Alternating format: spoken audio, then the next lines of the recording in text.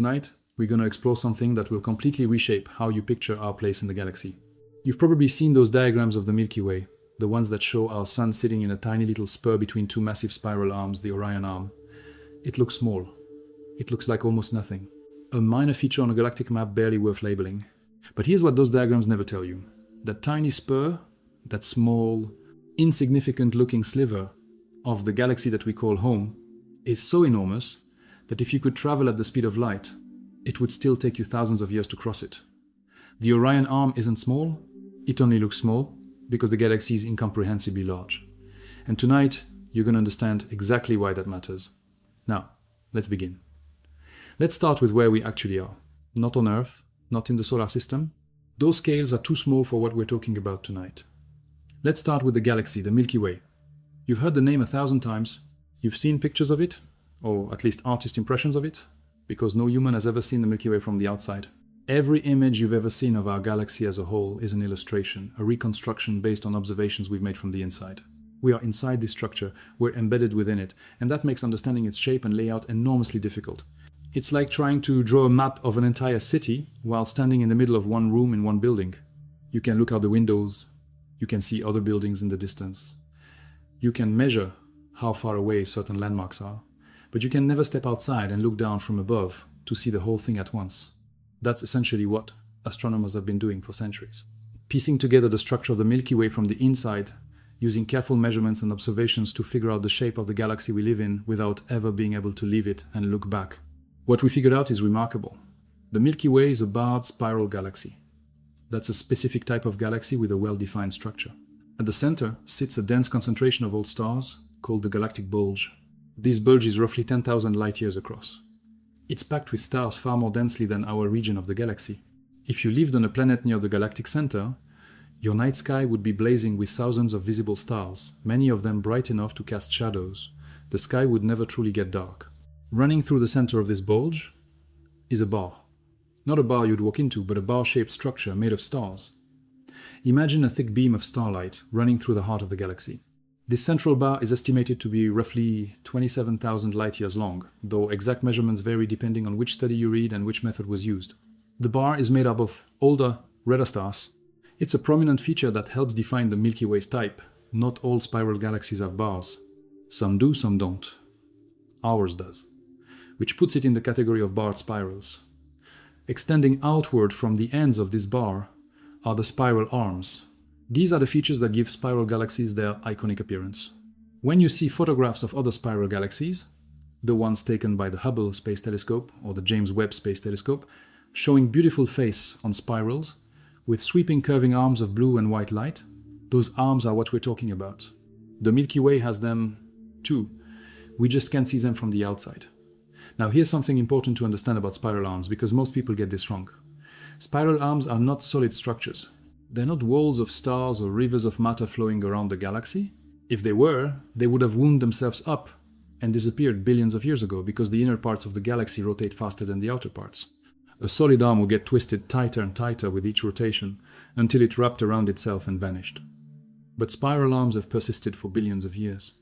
The reason is that spiral arms are density waves. Think of them like traffic jams on a highway. If you've ever been on a road where traffic suddenly slows down for no apparent reason and then speeds back up, you've experienced a density wave. The cars themselves aren't stuck in one place. They're moving through the slow zone, but the slow zone itself stays roughly in the same location. Cars enter it from behind, slow down, and then speed up again as they exit. The jam persists, even though no individual car stays in it for long. Spiral arms work the same way. Stars and gas clouds orbit the galactic center at different speeds depending on their distance from the center. As they move through the galaxy, they encounter regions where the gravitational field creates a compression. This compression is the spiral arm. Gas clouds entering this region get squeezed, which triggers star formation. New stars light up inside the arm, especially hot blue stars that burn bright and die young. These bright young stars are what makes spiral arms visible. They're like neon signs marking the location of the density wave. The stars eventually move out of the arm and continue their orbits, but new stars keep forming inside the arm, keeping it visible. This is why spiral arms appear blue and bright in photographs of other galaxies. They're full of young, hot, newly formed stars. The spaces between the arms contain older, redder stars that have already passed through. The arms aren't places where all the stars are. They are places where the newest, brightest stars are being born. The Milky Way has several major spiral arms. These are the large-scale features that define the galaxy's structure. The names might sound unfamiliar because they are named after constellations in whose direction we observe them from Earth, but they are some of the largest structures in the entire galaxy. The Perseus arm is one of the two major arms. It lies outward from the Sun's position, farther from the galactic center. If you could somehow hover above the Milky Way and look down, the Perseus arm would be one of the most prominent features you'd see. It's a long sweeping curve of gas clouds, star-forming regions, and bright young stars stretching for tens of thousands of light years around a significant portion of the galaxy. Inward from the Sun's position, closer to the galactic center, lies the Sagittarius Carina arm. This is the other major arm in our general region of the galaxy. When you look toward the constellation Sagittarius on a clear night, you're looking roughly toward the galactic center, and the Sagittarius arm is one of the structures between us and that center. Then there's the Scutum Centaurus arm, which is one of the most massive features in the entire Milky Way. This arm wraps around a huge portion of the galaxy, extending from the far end of the central bar and sweeping outward in a grand spiral. It contains some of the most active star-forming regions in the galaxy. Some studies suggest it's the richest and most prominent arm in the Milky Way. There's also the Norma arm, located closer to the galactic center, and the outer arm, which lies beyond the Perseus arm in the galaxy's outer regions. The exact number and arrangement of the Milky Way's arms has been debated for decades. Some models show 2 major arms, others show 4. The difficulty of mapping something you're inside of means that our picture of the Milky Way structure has changed over time and continues to be refined with the new data. But the general picture is clear.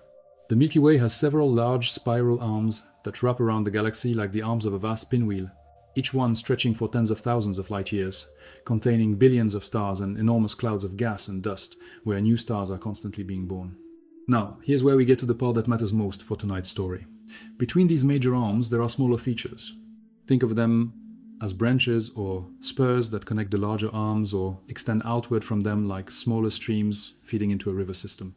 These smaller features are not as long or as prominent as the major arms, but they're real physical structures containing real stars and real gas clouds. And one of these smaller features is the one we live in. It's called the Orion arm. You'll also hear it called the Orion spur, the Orion Cygnus arm, or the local arm. The different names reflect the fact that astronomers have been debating its exact nature for decades. Is it a full arm? A spur? A bridge between two larger arms? The answer has shifted over time as our measurements have improved. But the traditional view, the one you'll find in most textbooks and diagrams, is that the Orion arm is a minor structure, a spur, a small feature sitting between the much larger Sagittarius Carina arm on the inside and the Perseus arm on the outside.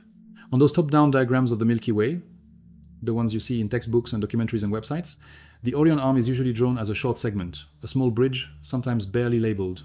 The major arms sweep grandly around the galaxy in bold colors.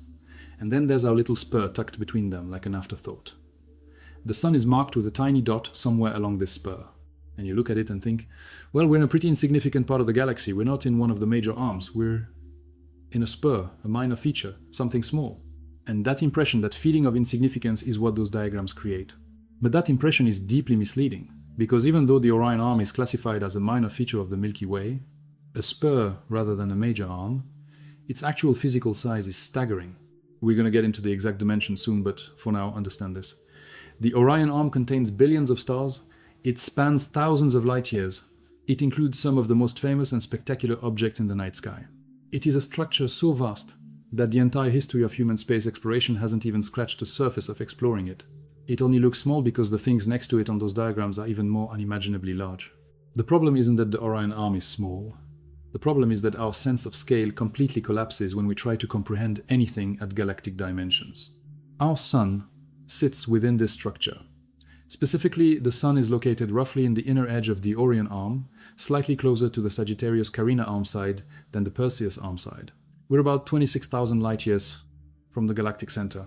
That number deserves a moment of reflection.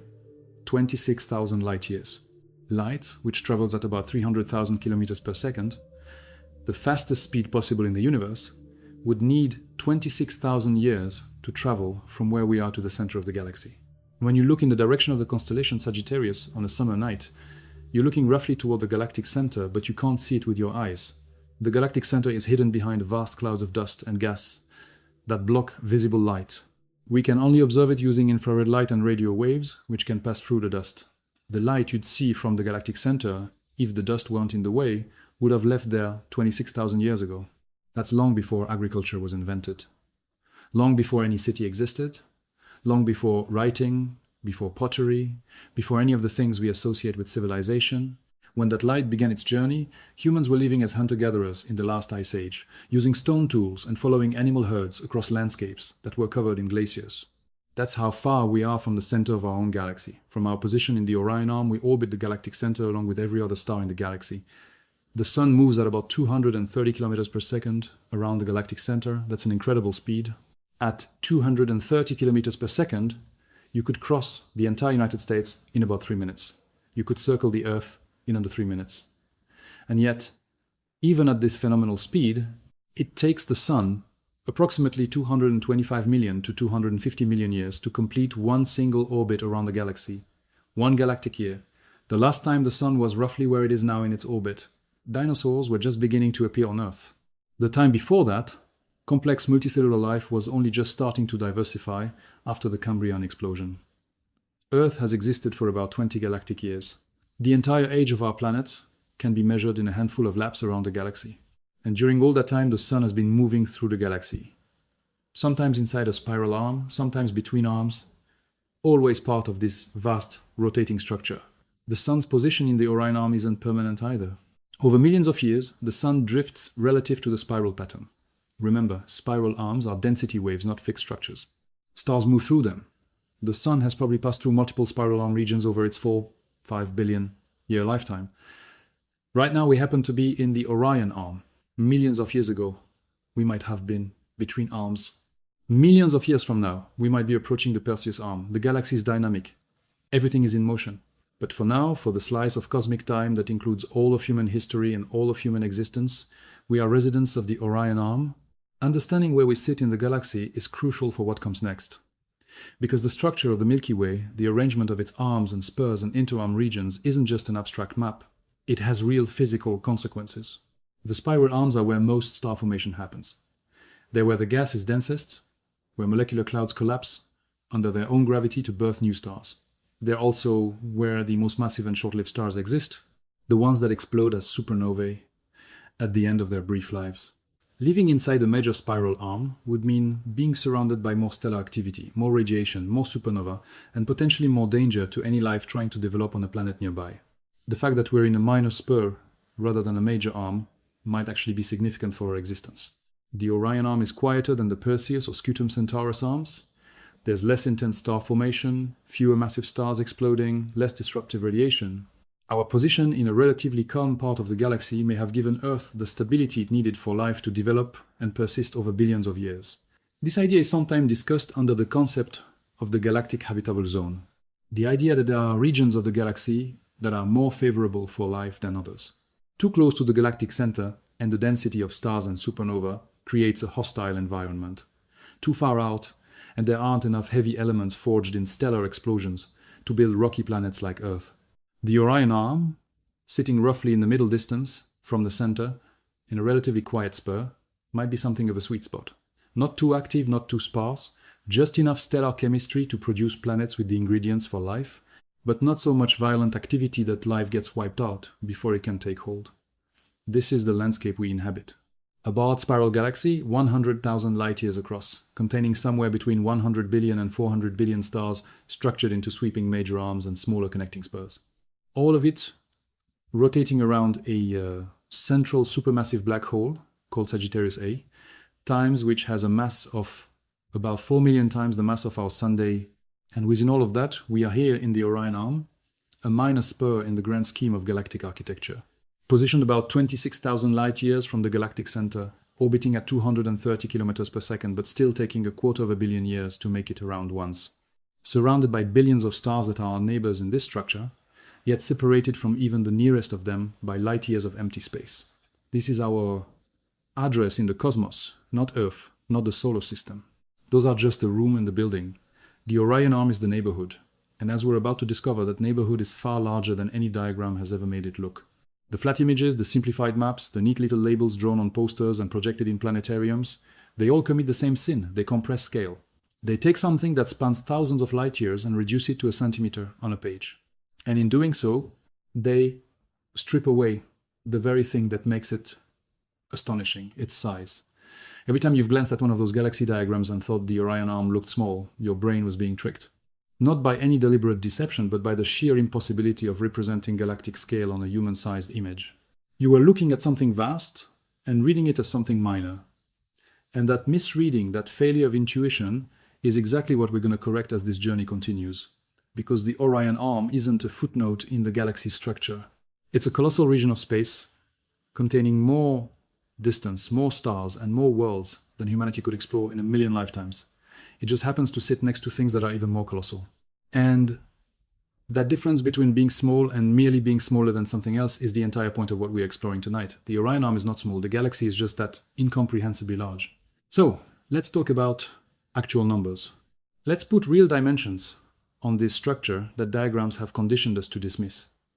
Because once you see the true measurements of the Orion arm, once you actually process what those numbers mean in physical terms, you will never look at a galaxy diagram the same way again. The Orion arm is estimated to be roughly 10,000 light years in length. Some studies put it slightly shorter, others slightly longer, and recent data from the Gaia spacecraft has suggested it may extend even farther than traditional estimates.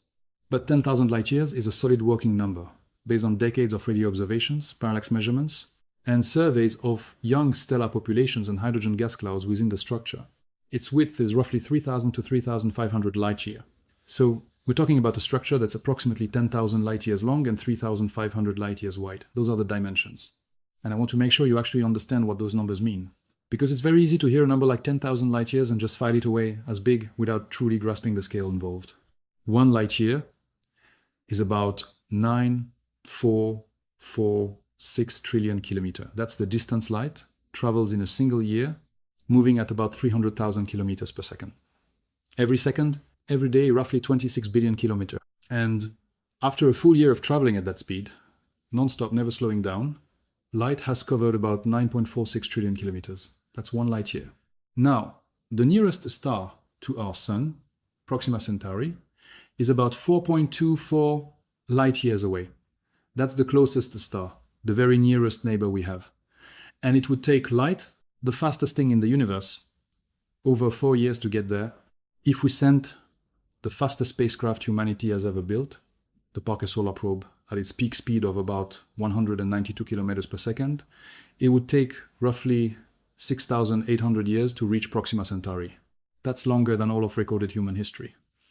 Writing was invented about 5,000 years ago. If we had launched a spacecraft toward Proxima Centauri the day humans first learned to write, it still wouldn't have arrived yet. That's just 4 light years. The Orion arm is 10,000 light years long. 10,000, not 4. 10,000. If 4 light years is already a distance so vast that no human technology could cross it in less than thousands of years, then 10,000 light years is something that simply refuses to fit into the human mind. Let me try to break it down another way. If you could somehow travel at the speed of light, which you cannot, because nothing with mass can reach that speed. But if you could, it would take you 10,000 years to travel from one end of the Orion arm to the other. 10,000 years. Let's put that in a historical context. 10,000 years ago, humans were just beginning to experiment with agriculture. The first permanent settlements were being built. Stonehenge wouldn't be constructed for another 5,000 years. The pyramids of Egypt were still 8,000 years in the future. Writing hadn't been invented. Metalwork hadn't been invented. The wheel hadn't been invented. If you had started traveling at the speed of light from one end of the Orion arm 10,000 years ago, at the very dawn of human civilization, you would just now be arriving at the other end. That's how long the Orion arm is. It spans the entire history of civilization and then some measured in light travel time. And remember, nothing can actually travel at the speed of light. Real spacecraft travel far slower. At the speed of the Parker Solar Probe, crossing the length of the Orion arm would take approximately 16 million years. That's not a number that connects to anything in human experience. 16 million years ago, great apes were just beginning to diverge from other primate lineages. The ancestors of modern humans were still millions of years away from existing. The entire evolutionary journey from early apes to modern Homo sapiens took less time than it would take our fastest spacecraft to cross the Orion arm. The width is equally staggering. At 3,500 light years across, even traversing the Orion arm from one side to the other, the short way would take 3,500 years at light speed.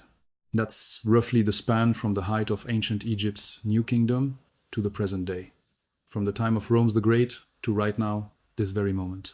That's approximately how long light takes to cross the width of the structure we live in. And this is a feature that textbooks call minor. This is the structure the diagrams show as a thin little bridge, barely worth mentioning. Now, here's where those diagrams really deceive us. When you look at a typical illustration of the Milky Way from above, the kind you see in science, textbooks, documentaries, or websites, the entire galaxy is usually drawn on an image that might be 30 centimeters across on your screen or on a printed page. The Milky Way is roughly 100,000 light years in diameter. So on a 30 centimeters diagram, each centimeter represents about 3,300 light years. The Orion arm at 10,000 light years long occupies about 3 centimeters on that diagram. 3 centimeters about the width of a large coin. And its width of 3,500 light years corresponds to roughly 1 centimeter. Mot centimet, that's the width of your little finger. When you look at those diagrams and see the Orion arm as a tiny feature, your brain is processing 3 centimeters of ink on a page. But those 3 centimeters represent 10,000 light years of real physical space. That 1 centimeter of width represents 3,500 light years. Every millimeter on that diagram corresponds to hundreds of light years. Every fraction of a millimeter contains distances that humanity could never cross. The diagram has taken something incomprehensibly vast and compressed it into something your eye processes as small. And because your brain is evolved to judge size based on visual proportions, it looks at the Orion arm on the diagram, compares it to the sweeping major arms that span 20 or 30 centimeters, and concludes that the Orion arm is insignificant. But the Orion arm isn't insignificant. The diagram is just lying to you, not intentionally. There's no way to draw a galaxy to true scale on a piece of paper and still have it be useful. The problem is inherent to the act of representation. You cannot put 100,000 light years on a page and expect a human brain to correctly interpret the scale of each feature. The compression is too extreme, the information loss is too great. Your visual system treats the diagram as if it were a photograph of something you could hold in your hands, and it judges sizes accordingly, but this is not a photograph. It's a compression of distances so extreme that the smallest visible feature on the diagram still represents thousands of light years of actual space. Think about it this way. Imagine you drew a map of the United States on a standard piece of paper. The distance from New York to Los Angeles is about 4,500 kilometers. On a typical printed map, that distance might span about 25 centimeters. Now imagine that somewhere on that map, there's a feature label that's about half a centimeter wide. Your brain would register that feature as small, a tiny thing barely noticeable on the map, but half a centimeter on that map represents roughly 90 kilometers. 90 kilometers is a huge distance on the ground. It's the distance from one major city to another. You couldn't walk it in a day. You couldn't see from one end to the other. It contains towns, rivers, forests, farms, thousands of buildings, tens of thousands of people. It's a vast area of land that contains enormous complexity and enormous distance. But on the map, it's half a centimeter, and your brain says small. That's what's happening with the Orion arm on galaxy diagrams. Except the compression is millions of times more extreme. The Orion arm isn't 90 kilometers. It's 10,000 light years. And it's been squeezed down to a few cm on a page that you glance at for a few seconds before moving on, never realizing that those few centimeters contain more space than human beings could explore in millions of lifetimes. Let me make this even more concrete by talking about what's actually inside the Orion arm, because it's not empty space. It's not a sparse scattering of a few nearby stars. The Orion arm is packed with stellar activity, with famous astronomical objects, with star-forming regions, with nebulae, with clusters, with worlds. Some of the most iconic objects in the entire night sky are inside the Orion arm with us. The Orion Nebula. If you've ever seen a photograph of a glowing cloud of gas with young stars burning inside it, there's a good chance it was the Orion Nebula. It's one of the most photographed objects in astronomy. It sits about 1,340 light years from Earth, well within the Orion arm. The nebula itself is about 24 light years across a vast stellar nursery where new stars are actively being born. Inside the Orion Nebula, clouds of hydrogen gas are collapsing under their own gravity, heating up and igniting nuclear fusion. Hundreds of young stars have already formed there, and more are forming right now. Some of them are surrounded by protoplanetary disks, swirling rings of dust and gas that will eventually coalesce into planets. Future solar systems are being built inside the Orion Nebula at this very moment. And the Orion Nebula is just one star-forming region among many within our arm of the galaxy. The Cygnus star-forming complex is another enormous region of stellar birth within the Orion arm, located roughly 4,000 to 5,000 light-years from Earth toward the constellation Cygnus. This complex contains multiple giant molecular clouds, stellar nurseries, and some of the most massive and luminous stars known in our region of the galaxy. The Cygnus complex includes objects like the Cygnus OB2 association, one of the most massive star-forming regions in the entire Milky Way, containing thousands of young stars, some of them dozens of times more massive than the Sun. These massive stars burn through their fuel at a furious rate, shining millions of times brighter than the Sun, but living for only a few million years before dying in spectacular supernova explosions. The Cygnus region is a powerhouse of stellar activity, and it's inside the Orion arm. Betelgeuse, one of the most famous stars in the sky, is inside the Orion arm. It sits about roughly 550 to 700 light-years from Earth, depending on which measurement you use, because pinning down the distance to a star that's actively pulsating and changing size is genuinely difficult. Betelgeuse is a red supergiant, a massive star nearing the end of its life. It's so enormous that if you placed it where the Sun is, its outer atmosphere would extend past the orbit of Mars and likely reach or even exceed the orbit of Jupiter. Betelgeuse will eventually explode as a supernova. And when it does, it will briefly shine as bright as the full moon in Earth's sky, visible even during the daytime. That explosion could happen tomorrow, or it could happen 100,000 years from now. We don't know, but whenever it happens, it will be an event within the Orion arm. One of our neighbors going out in a blaze of glory.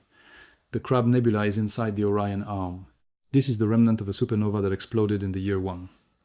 Chinese astronomers recorded seeing a new star appear in the sky, bright enough to be visible during the day for 23 days. What they were seeing was a massive star about 6,500 light-years away, detonating at the end of its life. Today, the remnant of that explosion is a rapidly expanding cloud of gas and debris about 11 light-years across, with a pulsar at its center, a rapidly spinning neutron star that emits beams of radiation like a cosmic lighthouse. The Crab Nebula is one of the most studied objects in astronomy, and it's inside our arm. The Vela supernova remnant is within the Orion arm. This is the remains of a star that exploded roughly 11,000 years ago, about 800 light-years from Earth. When it exploded, it would have been extraordinarily bright in the sky, easily visible to the humans living at that time, though no written record exists, because writing hadn't been invented yet. The Vela remnant is now a vast expanding shell of hot gas, about 100 light-years across. The Gum Nebula, one of the largest emission nebulae in the sky, is within the Orion arm. It spans roughly 36 degrees of the sky as seen from Earth, which is enormous. For reference, the full moon covers about half a degree. The Gum Nebula covers an area of sky roughly 70 times the diameter of the full moon. It's located about 1,500 light-years from Earth and spans roughly 1,000 light-years across. This is a single object within the Orion arm that is itself 1,000 light-years in extent. And these are just the famous objects, the ones that have names, the ones that show up in textbooks and on astronomy websites. The Orion arm contains vastly more than these celebrated landmarks. It contains millions of ordinary stars, red dwarfs, yellow dwarfs like our Sun, orange dwarfs, white dwarfs, brown dwarfs. It contains binary systems and triple systems and quadruple systems. It contains planetary nebulae, the glowing shells of gas puffed off by dying sun-like stars. It contains open clusters, groups of young stars born together from the same molecular cloud. The Pleiades, that beautiful cluster of hot blue stars about 440 light-years away, is inside the Orion arm. The Hyades cluster about 150 light-years away is inside the Orion arm. Virtually everything you can see in the night sky with your naked eye is inside the Orion arm.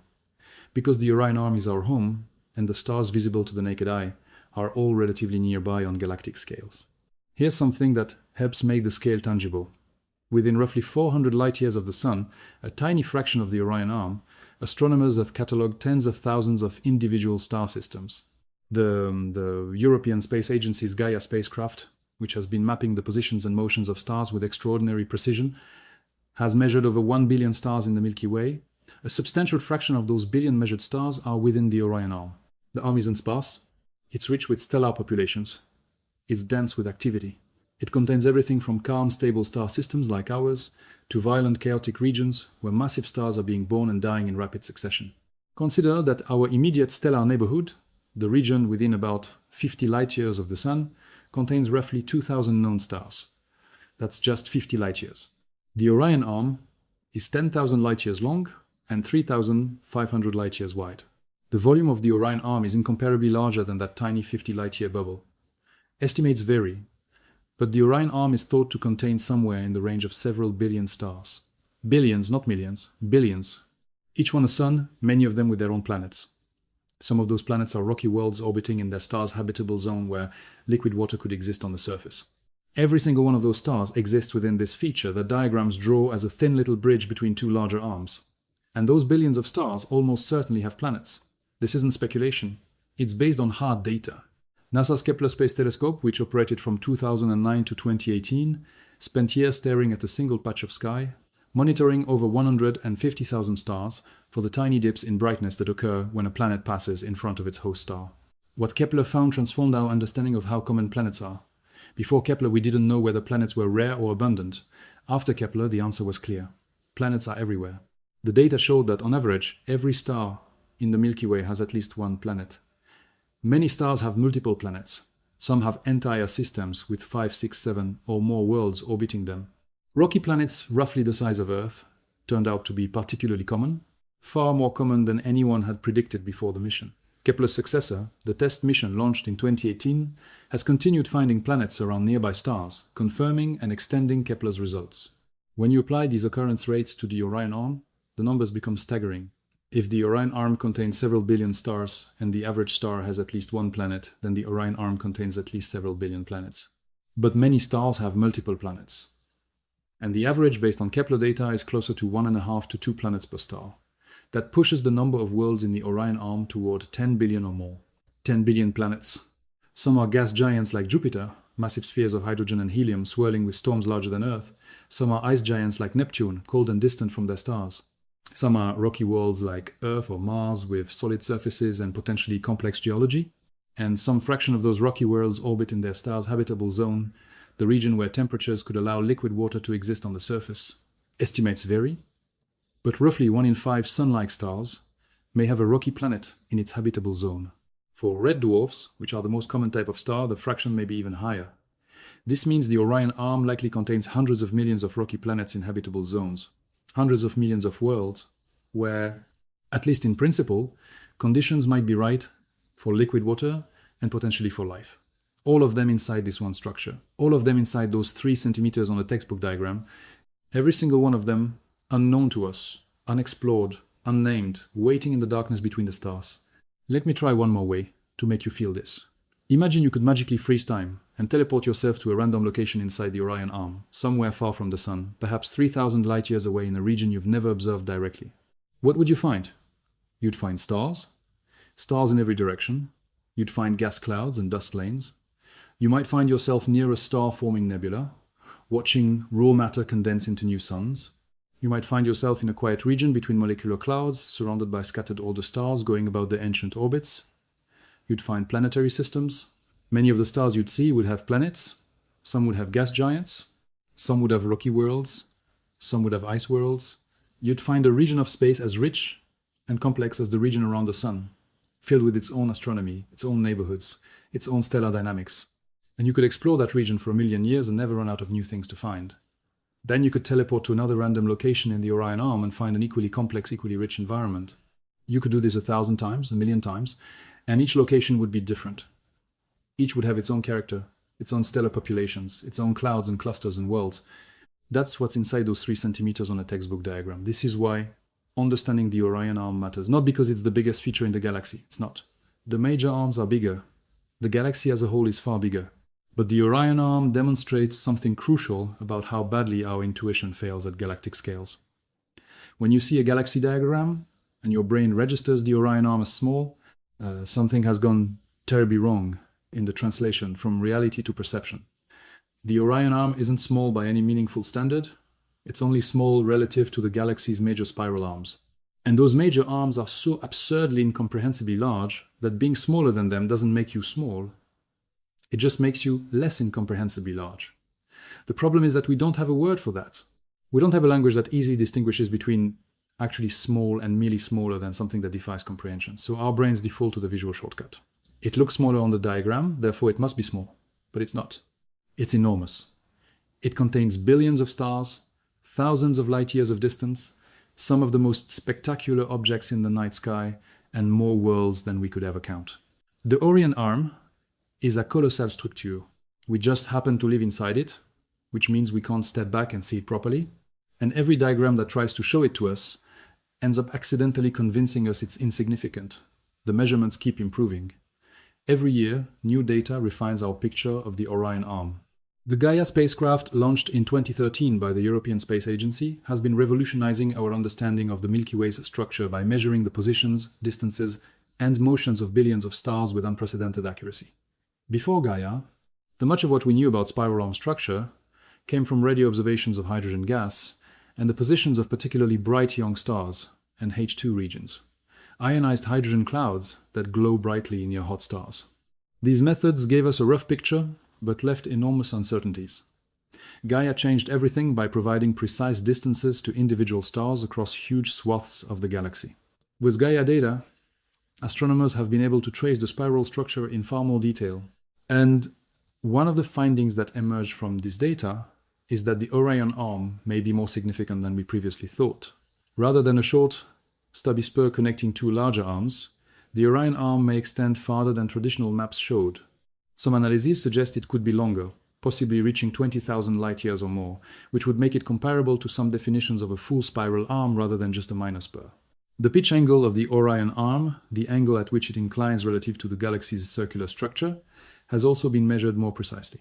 This pitch angle is consistent with it being a genuine arm segment rather than a random interarm feature. The question of whether the Orion arm is a spur, a branch, or a full arm remains an active area of research. But what's clear from the data is that it's a more substantial structure than all the maps implied. We may need to update our mental picture of the Milky Way to give the Orion arm more prominence. Not because it rivals the Perseus or Scutum Centaurus arms, but because it's a bigger deal than the traditional little spur interpretation suggested. None of this changes the fundamental point though. Whether the Orion arm is 10,000 light-years long or 20,000 light-years long, whether it's a spur or a branch or a full arm, it remains a structure of staggering scale, a structure that contains our entire existence. Every human being who has ever lived, every star we've ever seen, every planet we've ever studied, all of it is inside this one feature of the Milky Way. And that feature, regardless of its exact classification, is so vast that light itself needs thousands of years to cross it. That is the true scale of the Orion arm. Not what it looks like on a diagram, not how it compares visually to the Perseus arm, but what it actually is in physical terms. A region of space so large that it dwarfs everything in human experience, everything in human history, and everything humanity has ever accomplished in the realm of space exploration. We have traveled to the moon 384,000 kilometers away. We have sent probes to the outer solar system billions of km from Earth. Voyager 1, our most distant spacecraft, is about 24 light hours from the Sun.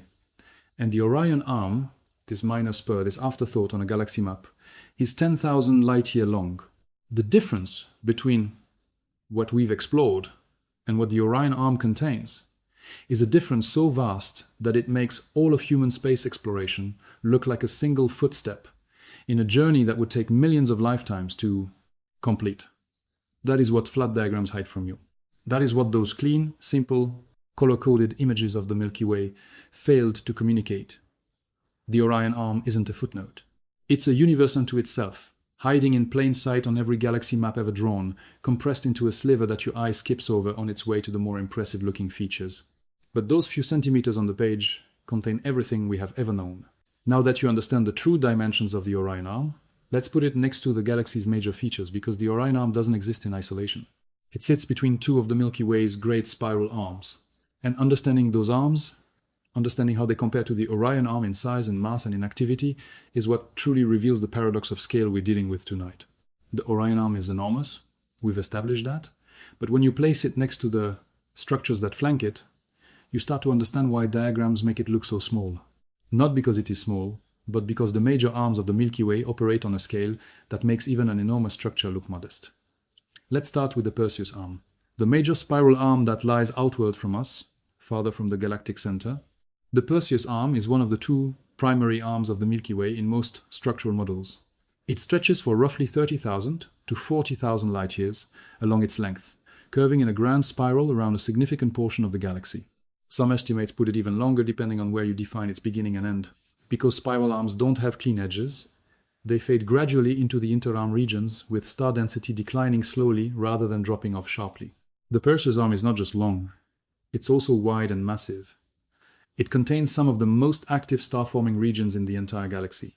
Giant molecular clouds within the Perseus arm are churning out new stars at prodigious rates.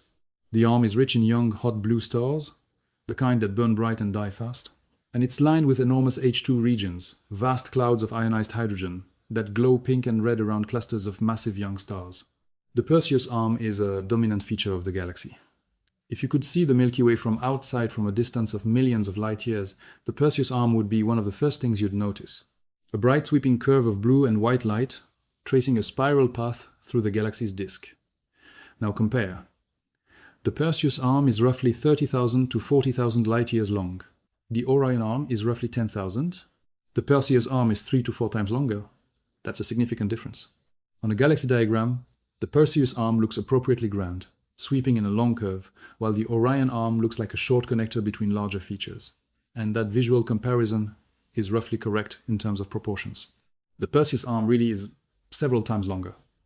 But here's what the visual comparison doesn't tell you. Even though the Orion arm is shorter, it's still 10,000 light years long. 3 times shorter than the Perseus arm doesn't mean small.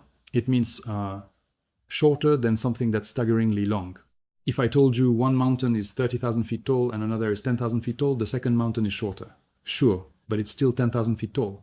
That's still a mountain? Nobody would look at a 10,000 feet peak and call it insignificant just because a taller mountain exists somewhere else.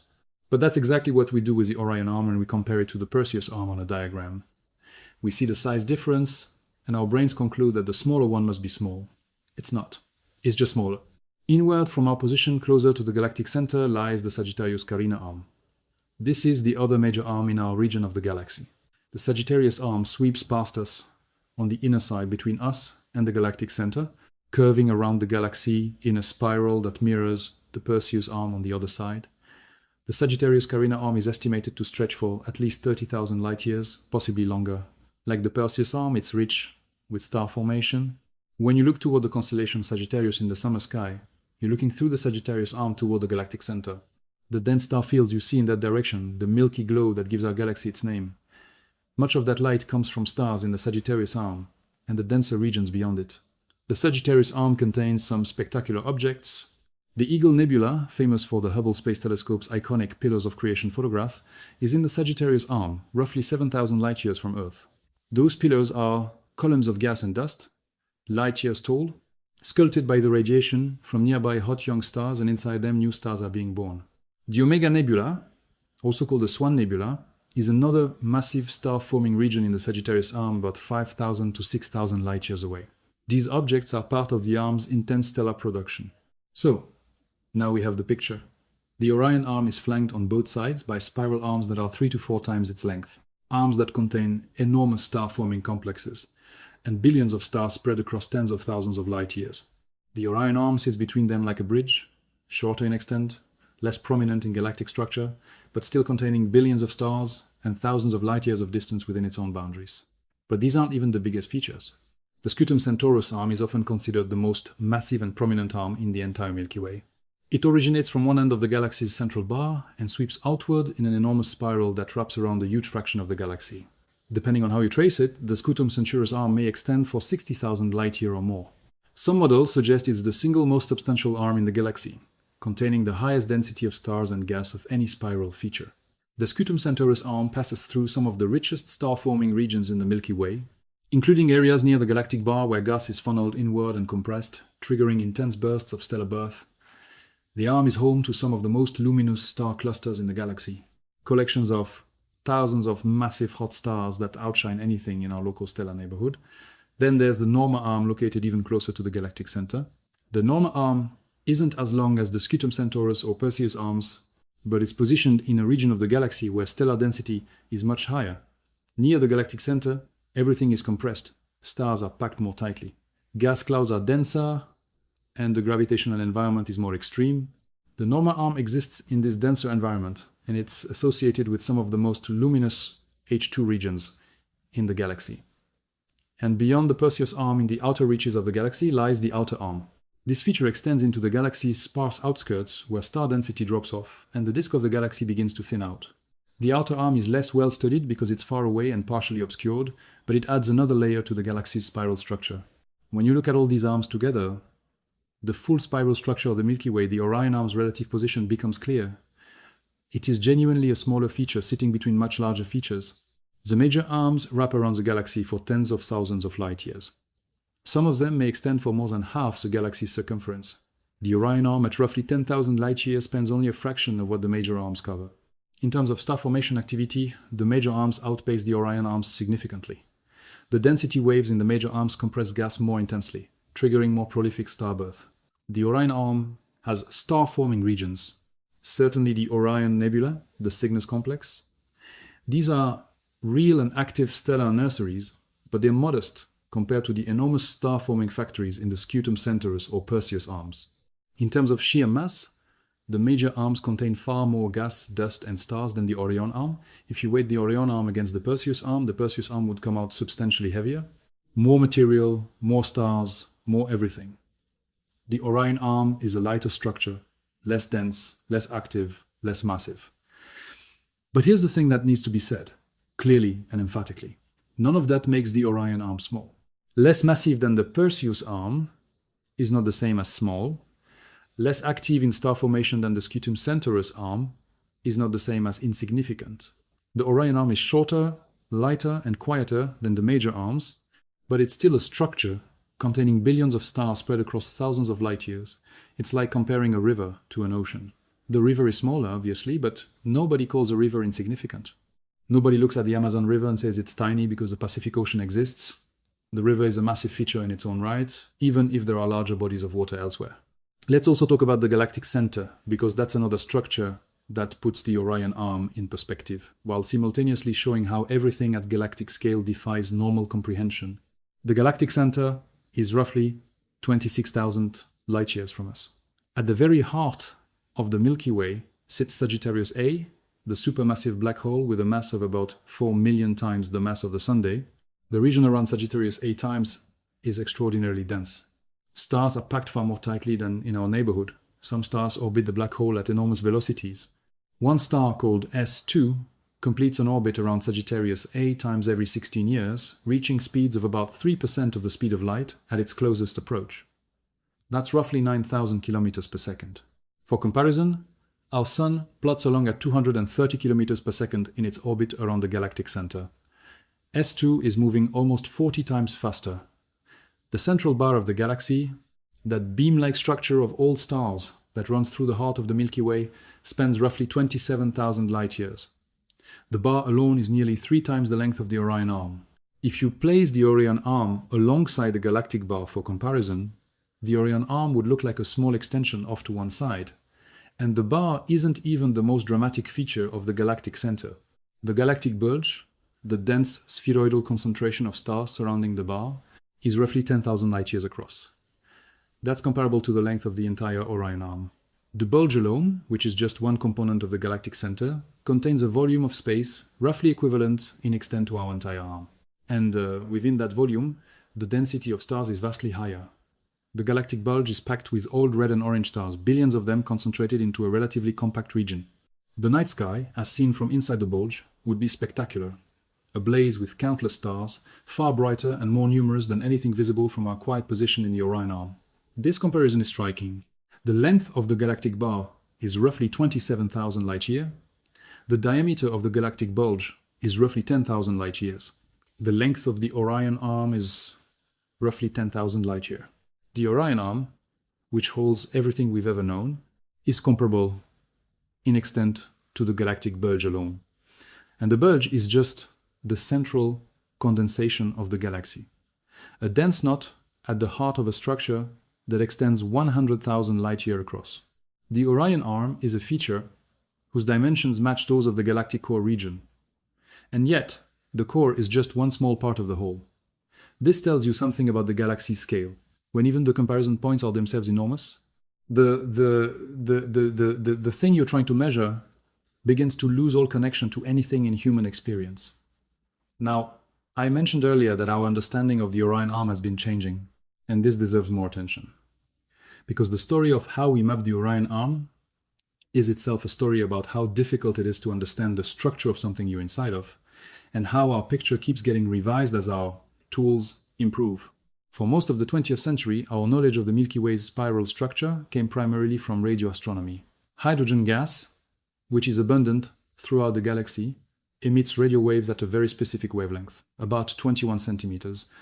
By observing this 21 centimeters emission and measuring the Doppler shift of the radio waves, astronomers could figure out how fast the hydrogen gas was moving relative to us.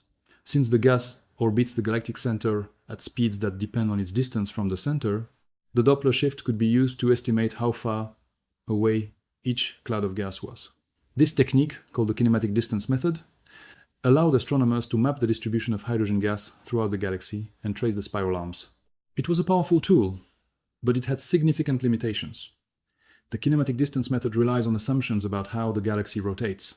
If the rotation isn't perfectly smooth, if there are local motions or disturbances, the distance estimates can be way off. Near the galactic center and near the Sun's own orbital distance, the method breaks down almost completely, because the Doppler shifts become ambiguous. This is particularly problematic for mapping the Orion arm, because the Orion arm is right where we are. The method works best for distant features and worst for nearby ones. It's an ironic situation. The hardest part of the galaxy to map is the part we live in. Another traditional method used the positions of bright young stars and Hoy regions as traces of spiral structure. Hot massive blue stars in the glowing nebula they illuminate tend to be concentrated in spiral arms, because that's where star formation happens. By plotting the positions of these objects, astronomers could trace out the arms. But again, distance measurements were often uncertain, especially before Gaia. Many distances were estimated using indirect methods like spectroscopic parallax, where you estimate a star's distance by comparing its apparent brightness to its expected brightness based on its spectral type. These estimates had large error bars, sometimes 30% or more. When you're trying to map a structure that's thousands of light years across, a 30% error on distance measurements means your map is blurry. Features might appear to be in the wrong place. Connections between structures might be real or might be artifacts of measurement error. This is why the classification of the Orion arm kept shifting. Early maps based on radio observations suggested it was a short, minor spur connecting the Sagittarius and Perseus arms. Other studies suggested it might be longer. Some suggested it was an independent arm segment rather than a true spur. The data simply weren't precise enough to settle the question definitively. Then Gaia arrived. The European Space Agency launched the Gaia spacecraft in 2013 with a mission to create the most precise three-dimensional map of the Milky Way ever made. Gaia measures the positions, debris, distances, and motions of stars using a technique called astrometric parallax. As the spacecraft orbits the Sun, it measures how stars appear to shift against the background due to Earth's motion. The same parallax method that has been used for centuries, but executed with space-based precision that ground-based telescopes cannot match. Gaia has now measured parallaxes for nearly 2 billion stars, providing accurate distances to stars thousands of light years away. This is a game-changer for mapping galactic structure. Instead of relying on indirect distance methods with large uncertainties, astronomers can now use direct geometric distances for millions of stars. They can trace the three-dimensional positions of young stars, star-forming regions, and stellar clusters across huge volumes of the galaxy. The results have been Rivoli. Studies using Gaia data have found that the Orion arm appears to be more substantial than all the maps indicated. Several research teams have traced the arm using young stellar populations, open clusters, and classical Cepheid variable stars, which are excellent distance markers because their pulsation periods are directly related to their intrinsic luminosities. These studies suggest the Orion arm may extend significantly farther than the traditional 10,000 light-year estimate. Some analyses trace it out to 15,000 or even 20,000 light-year, which would make it comparable in length to some definitions of a major arm. The pitch angle of the Orion arm has been measured at roughly 10 to 12 degrees, which is broadly consistent with the pitch angles of the galaxy's major arms. A spur or minor feature might be expected to have a different pitch angle from the major arms, but the Orion arm's pitch angle fits right into the range of the larger structures. This suggests it may be more structurally similar to a major arm than the traditional spur classification implies. Parallax measurements of masers have provided another line of evidence. Masers are natural sources of microwave radiation found in star-forming regions. They act like cosmic lighthouses, emitting intense, narrowly focused radio waves. Because they're associated with star formation, they tend to be located in spiral arms. Using very long baseline interferometry, a technique that combines data from radio telescopes spread across continents or even across the globe, Astronomers have measured extremely precise distances and motions for masses in various parts of the Milky Way, including the Orion Arm. These massive measurements have helped confirm that the Orion Arm is a coherent, elongated structure with real physical extent, not just a random clumping of stars between two larger arms. The MEAs trace a clear spiral feature that aligns with the arm's expected position and orientation. So the emerging picture from modern data is this. The Orion Arm is more substantial than we thought. It may be longer, more coherent, and more structurally significant than the traditional short spur interpretation. Some astronomers now prefer to call it the local arm rather than the Orion spur, reflecting its upgraded status. Others maintain that it's still a secondary feature smaller than the Perseus or Scutum Centaurus arms, even if it's bigger than we previously realized. The debate is ongoing, and it may take more data to resolve it fully. But regardless of where the classification lands, the key point remains the same. Whether the Orion Arm is a spur, a branch, or a minor arm, it is a structure of immense scale. If new data shows it's 20,000 light-years long instead of 10,000, that makes it twice as large as we thought, which only strengthens the argument that diagrams have been drastically understating its significance. And if it turns out to be a genuine arm rather than a spur, that reshapes our understanding of the Milky Way structure itself, suggesting that the galaxy may have more complexity and more intermediate scale features than simple 2-arm or 4-arm models predict. What hasn't changed is our position within it. The Sun still sits roughly in the inner edge of the Orion Arm, about 26,000 light-years from the galactic center. We're still between the Sagittarius and the Perseus arms. We're still in a relatively quiet part of the galaxy, away from the most intense star-forming regions, sheltered from the worst of the supernova activity that rages in the major arms. Our location hasn't moved. What's changed is our understanding of the future we live in. It's bigger and more important than we realized. And that, in a way, is reassuring. We're not in the most insignificant scrap of the galaxy. We're in a substantial structure, a real arm or arm-like feature, one that spans thousands upon thousands of light-years and contains billions of stars, and all the raw material needed for star and planet formation to continue for billions of years into the future. Let me bring in one more comparison to help crystallize how the Orion Arm relates to the wider galaxy. The Milky Way is about 100,000 light-years in diameter. If you draw a line straight through the center of the galaxy from one edge of the disk to the other, that line is 100,000 light-year long. The Orion Arm at 10,000 light-year is about 10% of that diameter. That might sound like a reasonable fraction, but remember the galaxy isn't one-dimensional. It's a disk. The area of the galactic disk is far greater than a simple diameter measurement suggests. And the spiral arms don't just span the diameter. They wrap around the galaxy, covering much more distance than a straight line across. The Perseus arm, for instance, curves around a significant portion of the galaxy's circumference. The galaxy's circumference, the Sun's distance from the center, using a simplified circular approximation, is roughly 160,000 light-years. The Perseus arm might extend across a quarter or more of that circumference, meaning it covers 40,000 light-years or more of the galaxy's perimeter. The Orion Arm at 10,000 light-years covers roughly 6% of that circumference. That gives you a sense of how the Orion Arm relates to the galaxy as a whole. It's a real feature covering a meaningful fraction of our ring of the galaxy, but it's a modest fraction compared to the sweeping arcs of the major arms. And yet 6% of the Milky Way's circumference at our orbital distance is still 10,000 light-years. 6% sounds small. It sounds like a trivial fraction. But when 6% of something equals 10,000 light-years, the absolute scale is still breathtaking. This is the trap that percentages and fractions set for our intuition. When someone tells you the Orion Arm is a small fraction of the galaxy, your brain hears small and files it away as unimportant. But a small fraction of something that is 100,000 light-years across is still enormous by any standard that makes sense in human terms. 1% of the galaxy's diameter is 1,000 light-years. 1/10th of 1% is 100 light-years. Even the tiniest fractions of the Milky Way correspond to distances that are utterly beyond human capability to traverse. The galaxy is so large that even its small features are vast. This is the central lesson of comparing the Orion Arm to the major arms in the wider galactic structure. The comparison shows that the Orion Arm is a secondary feature. It's shorter than the major arms, less massive, less active in star formation, smaller in every measurable dimension. That's a fact. But the comparison also reveals something deeper. It reveals that the scale of the galaxy is so extreme that even secondary features, even minor spurs, even the smallest identifiable structures in the spiral pattern are still mind-bogglingly large.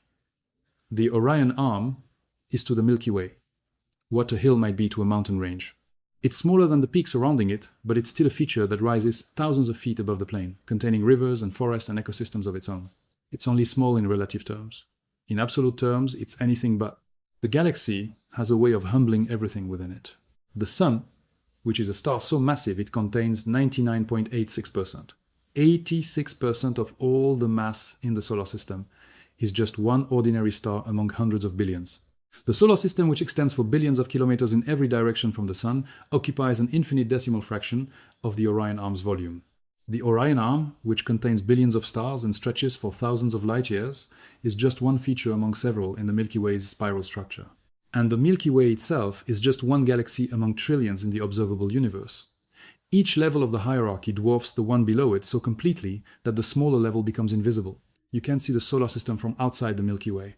You can't distinguish the Orion Arm from a photograph of the whole galaxy taken from millions of light years away. Everything gets swallowed by the next level of scale. But that doesn't mean the smaller levels don't matter. The solar system matters because it contains Earth. The Orion Arm matters because it contains the solar system and billions of other star systems, many of which might harbor their own worlds, their own chemistries, maybe their own forms of life. The Milky Way matters because it contains the Orion Arm and every other arm, bar, bulge and halo component that makes up our galactic home. Scale isn't the same as significance. The Orion Arm is a secondary feature of the Milky Way, but is the secondary feature we live in. It's where every human who has ever existed has spent their entire life. It's where every star visible to the naked eye resides. It's the structure within which our entire civilization has unfolded. From the first stone tools to the space telescopes orbiting Earth right now, its relative smallness on a galactic map doesn't diminish what it contains. And what it contains is everything we know, everything we've explored, and everything we are. That is not small. That can never be small. It's only drawn that way because the galaxy refuses to fit on a page without compressing everything inside it down to nothing. So now you understand the structure. You understand what the Orion Arm is, where it sits in the galaxy, how large it is in absolute terms, and how it compares to the major spiral arms that flank it. But there's one more layer to this story, and it might be the most important one, because everything we've talked about so far has been zooming out. We've been pulling back, comparing the Orion Arm to bigger and bigger things, watching it shrink in relative terms, even as its absolute size remains staggering. Now, I want to do the opposite. I want to zoom in. I want to look at just our local region of the Orion Arm, the small patch of the structure that surrounds the Sun, and show you that even this tiny corner of a minor galactic feature is so vast that it breaks every intuition you have about distance, time, and exploration. Let's start close, really close. The Sun's immediate neighborhood. Within about 15 light years of the Sun, there are roughly 50 known star systems. That's a sphere 30 light years across, centered on us, containing about 50 stars or star systems. Some of them single stars, some binaries, a few triples. You might recognize some of the names. Proxima Centauri, the nearest star at 4.24 light year. Alpha Centauri A and B, the binary pair that Proxima orbits at about 4.37 light years. Barnard Star, about 6 light years away. Wolf 359, about 7.9 light years. Lantu 1185, about 8.3 light years. Sirius, about 8.6 light years. These are our closest stellar neighbors. The stars right next door by galactic standards. And even this tiny neighborhood, this sphere, just 30 light years across, is so large that reaching any of these stars with current technology would take thousands of years. Voyager 1, our most distant spacecraft, has been traveling for nearly 50 years and has covered about 1 light day. 1 light day. The nearest star is 4.24 light years away. Voyager has covered roughly 1/1,500th of the distance to the nearest star in half a century of continuous travel. At its current speed, it would need about 73,000 years to reach Proxima Centauri if it were heading in that direction, which it's not. So, even within 15 light years, within this tiny bubble that represents a vanishingly small fraction of the Orion Arm, the distances are effectively infinite for human technology. We can see these stars. We can study them with telescopes. We can measure their distances, their masses, their temperatures, their compositions, but we cannot visit them. Not with anything we can build today, not with anything we're likely to build in the near future. 15 light years is our immediate front yard, and we can't even cross it. Now expand that bubble. Within 100 light years of the Sun, there are roughly 14,000 known stars. 14,000 stars in a sphere 200 light years across. This region includes many of the brightest and most familiar stars in the night sky. Arcturus is about 37 light-years away. Vega is about 25 light-years. Capella is about 43 light-years. Puck is about 34 light-years. Falhout is about 25 light-years. These are the stars you see when you go outside on a clear night and look up. They're our neighbors. They're close. And yet, 100 light-years is still only 1% of the Orion arm's length. 1%. We've expanded our view to include 14,000 stars. Stars that span a volume of space it would take light a century to cross. And we've covered 1% of the arm we live in. 1 single percent expand again. Within 500 light-years, the number of stars climbs into the hundreds of thousands. The volume of space is now enormous, a sphere 1,000 light-years across, encompassing a huge variety of stellar populations. Within this volume, you'll find stars at every stage of their life cycle. Young, hot blue stars burning through their fuel at furious rates. Middle-aged yellow stars like the Sun, steadily converting hydrogen to helium. Old red giants that have swollen to hundreds of times the Sun's diameter as they approach the end of their lives. White dwarfs. The dense remnants of stars that have already died. Binary systems locked in gravitational dances. Open clusters of young stars still loosely bound by the gravity that brought them together. Planetary nebulae. The glowing shells ejected by dying sun-like stars. Within 500 light-years, there is already more variety, more complexity, more astronomical richness than any human lifetime could catalogue. And 500 light-years is 5% of the Orion arm's length. We've barely started. Before we keep expanding outward, let me pause at roughly this scale because there's something remarkable about the region of space surrounding the Sun that most people have never heard of.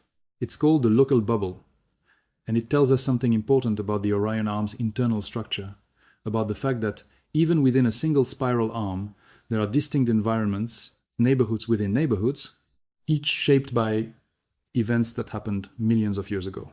The local bubble is a cavity in the interstellar medium, the thin gas and dust that fills the space between stars. It's roughly 1,000 light-years across, though its shape is irregular, more like a lumpy potato than a perfect sphere. The walls of this cavity are denser than the interior, which is filled with extremely thin hot gas. Inside the local bubble, the density of interstellar gas is much lower than in the surrounding regions of the Orion arm. It's a relative void within the arm, a pocket of emptiness carved into the denser gas around it. How did it form? Supernovae.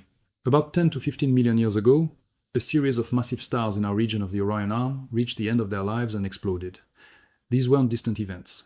They happened close enough to our current location that their combined shock waves swept through the surrounding interstellar medium, pushing gas and dust outward in all directions, compressing it into a shell, and leaving behind a hot, low-density cavity. The Sun didn't cause this. The Sun is a stable middle-aged star that has never exploded and won't for billions of years. But the Sun happens to be inside the cavity that those ancient explosions created. We're floating in a bubble blown by dead stars. The local bubble isn't empty of stars. There are thousands of stars inside it, including the Sun and all of our nearest stellar neighbors. But the gas between those stars is thinner than in the surrounding Orion arm material. This has real consequences. The density of interstellar gas affects how stars form, how radiation propagates, and what the space environment looks like for any planets within the bubble. Some researchers have even suggested that the local bubble's lower gas density might mean slightly less shielding from certain types of cosmic radiation, though the effects on Earth are debated and probably minor. What's truly fascinating is that the local bubble isn't unique. The Orion arm is filled with structures like this. Bubbles blown by supernova, cavities carved by stellar winds from massive stars, dense shells of compressed gas where the edges of neighboring bubbles meet, and sometimes trigger new rounds of star formation. The interstellar medium within the Orion arm isn't uniform. It's textured, layered, shaped by billions of years of stellar activity. Stars are born. They live, they die, and their deaths reshape the gas around them, creating the conditions for the next generation of stars. It's a cycle of creation and destruction that plays out across the entire arm, sculpting the environment on scales of hundreds or thousands of light years. Near the edge of the local bubble, in the compressed shell of gas along its boundary, astronomers have found active star-forming regions. The gas that was pushed outward by those ancient supernovae piled up along the bubble's walls, became dense enough to begin collapsing under its own gravity, and started forming new stars. The explosions that cleared our local region of space also seeded the conditions for new stellar birth at the bubble's edges, death leading to creation. This is happening all around us in every direction, at the boundaries of the local bubble. And we had no idea any of this existed until the last few decades, when precise measurements of interstellar gas and three-dimensional mapping of nearby stars revealed the bubble structure. In 2022, a study using Gaia data showed that essentially all nearby young star-forming regions sit on the surface of the local bubble, providing compelling evidence that the bubble itself triggered their formation. This is what exists within a region that covers roughly 10% of the Orion arm length. Not just stars and empty space, but structure. Complex, layered, dynamic structure shaped by millions of years of stellar evolution, bubbles nested within the arm. Star-forming regions triggered by the deaths of earlier stars. Gas compressed into shells and filaments. The Orion arm isn't a featureless expanse, it's an ecosystem, a landscape of interstellar environments, each with its own character and its own history, all contained within the boundaries of a single galactic feature. At 1,000 light-years, the sphere is now 2,000 light-years across and contains millions of stars. We're starting to encompass major astronomical landmarks. The Orion Nebula, that famous stellar nursery 1,340 light-years away, is just at the edge of this volume. The Pleiades cluster, about 440 light-years away, is well inside it. The Hyades cluster, about 150 light-years away, is deep within it. At this scale, you're dealing with a region of space that has its own internal structure. Stars aren't randomly distributed. They cluster in groups and associations. Gas clouds form complex networks of filaments and sheets. Dust lanes block light in some directions and not others. It's a rich, textured, three-dimensional landscape of matter and energy. And it's still only 10% of the Orion arm. 110 end. Now go to 5,000 light-year. A sphere, 10,000 light-years across. We're now encompassing roughly half the Orion arm's length. The number of stars in this volume runs into the billions. Billions of individual suns, each one a nuclear furnace converting elements into energy. Many of them surrounded by their own families of planets. At this scale, we are including massive star-forming complexes like the Cygnus region, enormous stellar associations containing some of the most luminous stars in the galaxy. We're including supernova remnants from explosions that happened thousands of years ago. They're expanding shock waves still plowing through the interstellar medium. We're including molecular clouds that haven't yet begun forming stars, vast reservoirs of cold hydrogen gas waiting in the darkness for some gravitational perturbation to trigger their collapse. And at 10,000 light-years, we finally encompass the full length of the Orion arm in the traditional estimate. A sphere 20,000 light-years across, centered on the Sun, would contain the entire arm and extend well into the neighboring Sagittarius and Perseus arms. But even just the Orion arm itself, that 10,000 light-year stretch, contains more astronomical objects, more distance, more volume, more complexity than human civilization could explore or comprehend in any reasonable time frame. Let me try to put this in the starkest terms possible. The total volume of the Orion arm, even using the conservative estimate of 10,000 light-year long by 3,000, 500 light-year wide by roughly 1,000 light-year thick, because the galaxy's disk has a finite thickness, is approximately 35 billion light-year, 35 billion cubic light-year. That's the volume of space contained within this one feature that diagrams draw as a thin sliver. Now, consider that our entire sphere of explored space, the region we've actually sent spacecraft through, extends about 1 light day from the Sun day. 1 light day. The volume of that explored sphere is about 0.02 light-years. I'll spare you the exact math, but the ratio between the volume of space humanity has explored and the volume of the Orion arm is so extreme that the number has more than 30 zeros after the decimal point before you get to a meaningful digit. We have explored an incomprehensibly small fraction of the Orion arm. Not a small fraction, not a tiny fraction, a fraction so small that the human mind cannot meaningfully distinguish it from zero. Think about what that means. Everything humanity has ever done in space, every mission, every spacecraft, every orbit, every lunar landing, every Mars rover, every Voyager probe sailing through the outer solar system, all of it combined has explored a region of space that rounds to zero when compared to the Orion arm. We haven't scratched the surface. We haven't even begun to scratch the surface. We've taken one tentative step into a room so large that the step is invisible. And this is the structure that textbooks call minor. There's another way to feel this scale. The speed of light is the absolute maximum speed in the universe. Nothing can travel faster. Light covers 300,000 kilometers every single second. It is stupendously fast by any human measure. And yet light itself, the fastest thing that exists, needs 10,000 years to cross the Orion arm. Imagine sending a message from one end of the Orion arm to the other. Not traveling there, just sending a signal a beam of light, or a radio wave, both traveling at the speed of light. You send your message today, in the year 2026, that message would arrive at the other end of the Orion arm in approximately the year 12,026. To put that in perspective, 10,000 years from now is as far into the future as the invention of agriculture is in the past. Whatever civilization exists on Earth, 10,000 years from now, if any, exists at all, would be as different from us as we are from the earliest farmers who first planted seeds in the Fertile Crescent. And only then, 10,000 years later, would your message arrive. If anyone at the other end sent a reply immediately, it would reach you 10,000 years after that. A round-trip communication across the Orion arm takes 20,000 years. 20,000 years for a simple exchange of information. Not a journey, just a conversation, just words traveling at the fastest speed the universe permits. This is why the Orion arm scale matters. It's not an abstract number on a page. It's a physical reality that defines what is and isn't possible for any civilization living within it. We cannot communicate across the Orion arm in any meaningful time frame. We cannot travel across it in any conceivable time frame. We cannot even observe the far end of it in real time, because the light from those distant regions is already thousands of years old by the time it reaches us. When astronomers study a star-forming region at the far end of the Orion arm, 4,000 or 5,000 light years away, they're seeing it as it was 4,000 or 5,000 years ago. They're looking at a snapshot from the time of the ancient Egyptians. Whatever is happening there right now, we won't know for another 4,000 or 5,000 years. The Orion arm is so large that different parts of it exist in different eras of human history. As seen from our perspective, the nearby parts show us the recent past. The distant parts show us the ancient past, and none of it shows us the present. Now, let me take this one level further, because the Orion arm, enormous as it is just one piece of the Milky Way. And the Milky Way is just one galaxy.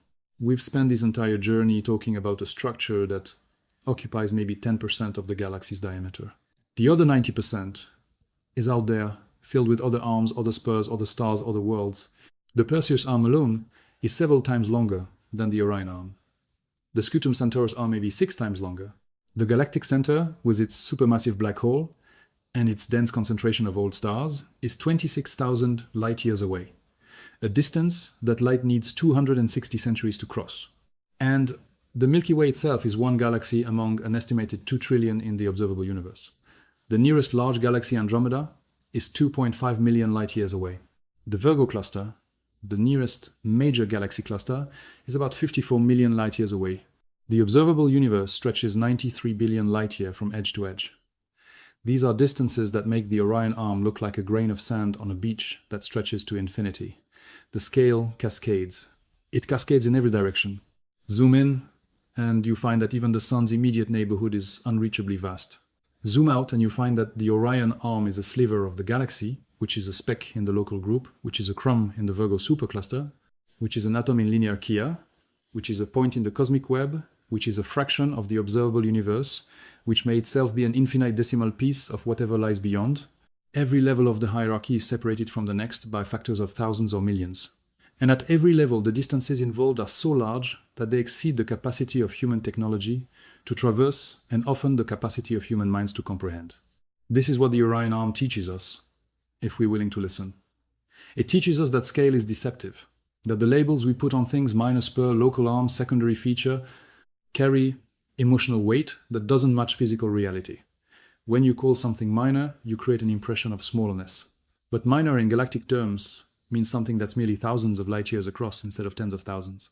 Minor in galactic terms means a structure containing billions of stars instead of tens of billions. Minor in galactic terms means a region of space so vast that the fastest thing in the universe needs millennia to cross it.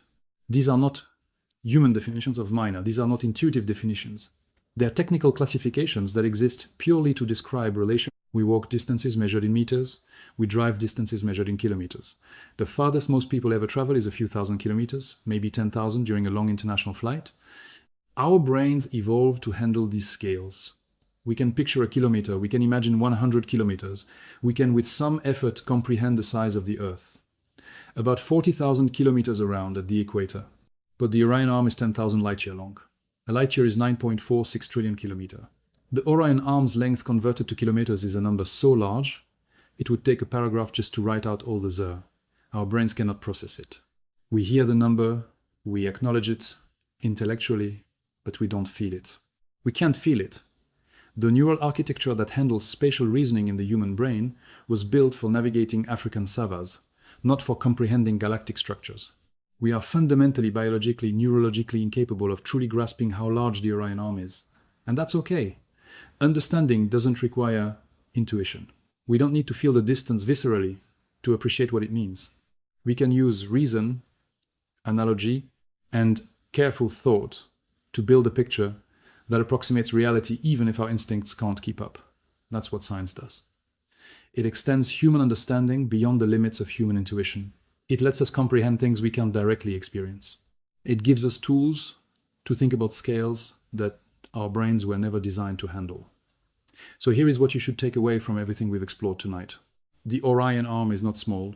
It is a structure of staggering physical scale, containing billions of stars, thousands of light years of distance, and volumes of space so large they reduce all of human exploration to a rounding error.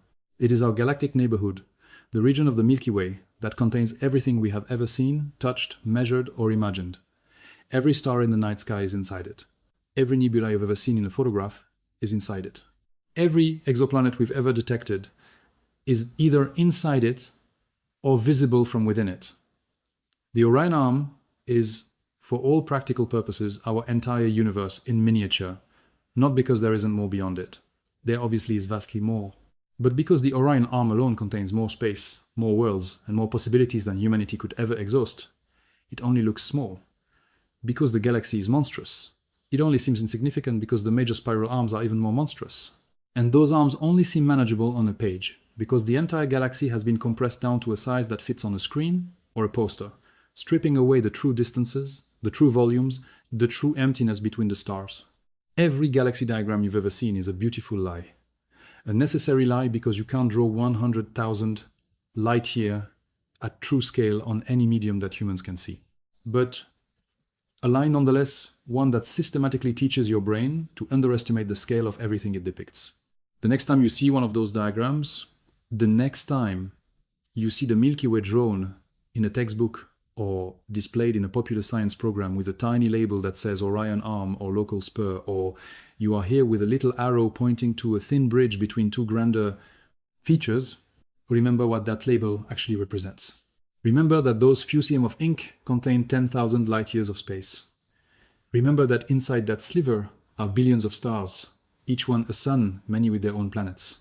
Some of those planets are rocky, some of them in the habitable zone, some of them may be harboring conditions that could support life.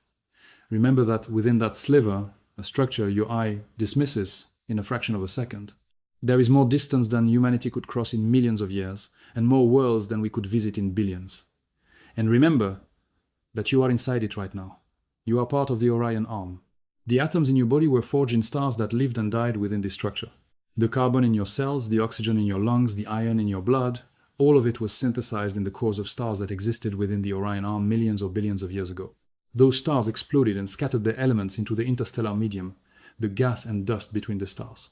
Over millions of years, that enriched material drifted and mixed, eventually becoming part of the molecular cloud that collapsed to form the Sun and the solar system about 4.6 billion years ago. You are made of Orion arm material. You are the Orion arm in a very literal sense, a small piece of it that has become conscious and started asking questions about the rest. When you look up at the night sky on a clear dark night away from city lights and you see the Milky Way stretching overhead like a pale river of light, you're seeing the Orion arm from the inside. That glow, that faint luminous band is the combined light of billions of stars in our arm and in the arms beyond it, all blurred together by distance into a soft, diffuse glow. You can't pick out the individual stars because there are too many and they are too far away. They merge into a wash of light that has captivated humans for as long as humans have existed. Every culture on Earth has looked at that band of light and wondered what it was. The ancient Greeks thought it was spilled milk from the goddess Ha. Aboriginal Australians saw it as a river in the sky. The Khoisan people of southern Africa believed it was the embers of a campfire scattered across the heavens. The Pawnee people of North America saw as a pathway for the spirits of the dead. None of them knew they were looking at the interior of a spiral arm in a barred spiral galaxy. None of them knew that the band of light contained billions of suns spread across thousands of light years. None of them knew that they themselves were part of it, made from its matter, bound by its gravity, riding along inside it as it slowly rotated around the galactic center at 230 kilometers per second. But now you know what the Orion Arm is, you know how large it is, you know where it sits in the galaxy, and how it compares to the major spiral arms. You know that it contains everything humanity has ever observed or explored. You know that its true scale has been hidden from you by the necessary compression of galaxy diagrams. And you know that even this enormous structure, this 10,000 light-year long bridge of stars and gas and dust and worlds, is just one feature in a galaxy that is 100,000 light-years across, which is one galaxy among 2 trillion in the observable universe. The Orion Arm is vast. The galaxy is vaster. The universe is vaster still. And you are here, alive, aware, able to contemplate all of it from a small rocky planet orbiting one yellow star in the inner edge of a structure that diagrams dismiss as minor, but that contains more wonder, more distance, and more possibility than any human mind can fully hold. That is the true scale of the Orion Arm. Not what it looks like on a page, not how it compares to the Perseus Arm or the Scutum Centaurus Arm, not its classification as a spur or a branch or a minor arm. Its true scale is this. It is a region of space so immense that it contains everything we are and everything we know. And it is still just one small piece of something far larger. The galaxy stretches beyond it in every direction. And the universe stretches beyond the galaxy. The scale never stops cascading outward. But you don't need to grasp all of it. You don't need to comprehend every level of the hierarchy at once. Start here. Start with the Orion Arm. Understand that this one structure, the one you live in right now, is 10,000 light-years of space, filled with billions of stars. Understand that no diagram has ever shown it to you fairly. Understand that it's enormous, genuinely enormous, even though the galaxy makes it look small. And understand that being inside something, this vast being made of its matter, being conscious within its boundaries, is itself a kind of miracle. Not a supernatural miracle, a natural one. The kind that happens when the universe has enough space and enough time and enough raw material for something extraordinary to emerge from something ordinary. The Orion Arm gave us everything. Every star we navigate by, every element in our bodies, every world we've studied, every photon of light that has ever entered a human eye from the night sky. All of it came from here, from this one arm, this one feature, this one neighborhood in a galaxy of neighborhoods. It may be a minor feature by galactic standards, but by every other standard that matters, the Orion Arm is home. And home, no matter how small it looks on a map, is never truly small. So tonight, if the sky is clear and the lights are dim, go outside and look up. Find the Milky Way if you can. That soft, pale band stretching across the darkness. That's the Orion Arm seen from within. That's 10,000 light-years of stars and gas and dust and worlds compressed by distance into a gentle glow that fits across your field of vision. You're seeing billions of suns. You're seeing the interior of a galactic structure so large that light itself needs millennia to traverse it. And you're standing on a tiny planet, orbiting one of those suns, looking out at the rest of your arm, your neighborhood, your home in the galaxy. It's vast beyond comprehension. It's beautiful beyond words. And it belongs to you in the deepest possible sense because you were made of it. You are inside it. And you are the part of it that learned to look up and wonder what it was and remember what you've learned. The Orion Arm is not small. It only looks that way because the galaxy is incomprehensibly large. The next time you see a diagram with a tiny label marking our position, you'll know the truth. Those few centime contain everything. Good night, and may you never look at the night sky the same way again